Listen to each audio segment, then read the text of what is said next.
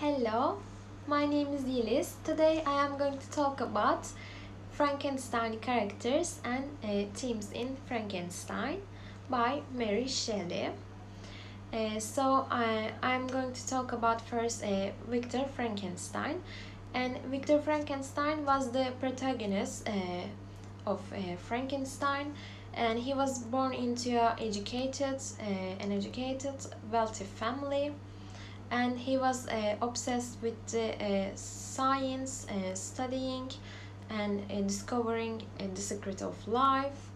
And in movie and novel we see that he constantly with his books uh, while reading books, and then he decided to go to a university. He also learns different things in there, and he and then he tries to collect some body parts from the grave, and he creates a human. But he creates a very ugly, hideous creature, and also a very terrifying creature, and he leaves him. Everyone gets afraid from him, and we see that Victor Frankenstein is a very willing and persistent character, because he was very insistent by creating a creature, by creating a human, because he tried everything, every way to create him. And so we understand that he is very persistent about that. So he abandons his creature, and after abandoning his creature stays very lonely, and asks him to create another human and to wife for him. And Victor Frankenstein doesn't keep his promise, and all of his family's loved ones get killed by the monster. So Frankenstein as a character appears as a very knowledgeable and person, but in the light of his knowledge, he also has some responsibilities, but he doesn't fulfill them. And his success in science actually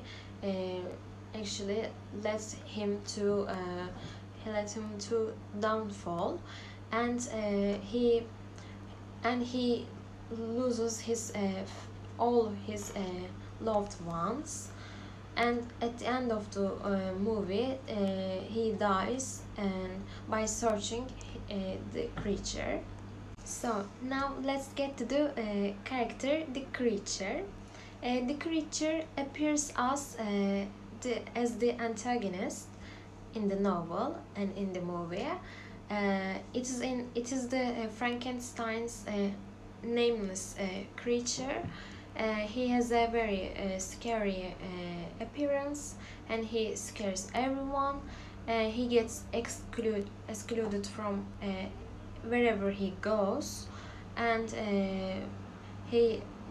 despite his looks, he is a very affectionate character, and he always collects some firewood for the family he lives near with. So he has a very good heart, tries to help, and learns to read also by collecting some books he found. But however, the stranger, all of them gets rejected by him.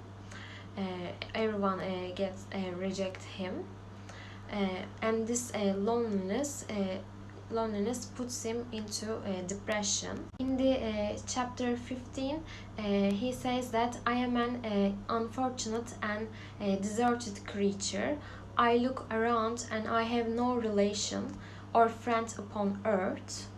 These amiable people to whom I go have ever seen me and know little of me. I am full of fears, for if I fail there, I am an outcast in the world forever, he says.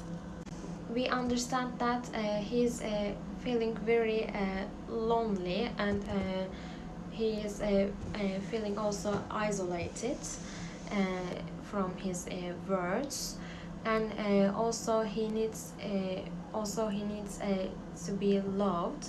He takes attention into that, and also we see that when our basic needs are haven't met, the creature turns into a very completely different person, and so when he wants a wife from his creature, he doesn't, and eventually he takes his revenge from his creature. So he completely turns into a different person. At first he wasn't someone like that. He was very affectionate person, but then he changed. Now I am going to talk about the themes in Frankenstein, and one of the themes in Frankenstein was a family relationship, and we see that a family relationship many times in Frankenstein. Frankenstein's family, the Delacate's family, the creature watched this family, but also most characters in the novel doesn't have a family or loses his family. The creature also has no family, and he says that I was dependent on none and related to none, and in fact this creature feels very deeply, and this family lack of family, and wants a family, but even though the creature seem his Victor Frankenstein as his father, Victor Frankenstein didn't see him as his child. So we see that here as a lack of family. And now I'm going to talk about other themes in Frankenstein, nature versus nurture theme. Throughout Frankenstein, Victor Frankenstein rejects his creature, he abandons him, and his creature starts a life as a newborn baby, and he at first he initially starts his life as living in the forest as a nature part, but then we see the nurture part eventually. He needs attention and love, and he tries to impose himself into people, but the people around him attack and beat him, so he doesn't get accepted from the society. All society rejects him, and this changes. This creature changes as the way of thinking. His thinking changed by time, and in this sense, we see that as an example, John Locke's tabula rasa. Of course, in the beginning,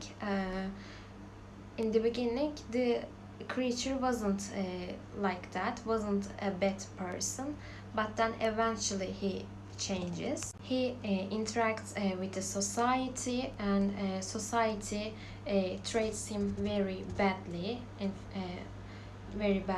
and the society pushed him to think like that, to have a bad feelings. So in this part, as we see that the nurture part, and so he became a very different person. He wasn't like that at first, and he changed. So this interaction with the society made him to be evil, and a very bad person. And that's it. Thank you for listening me.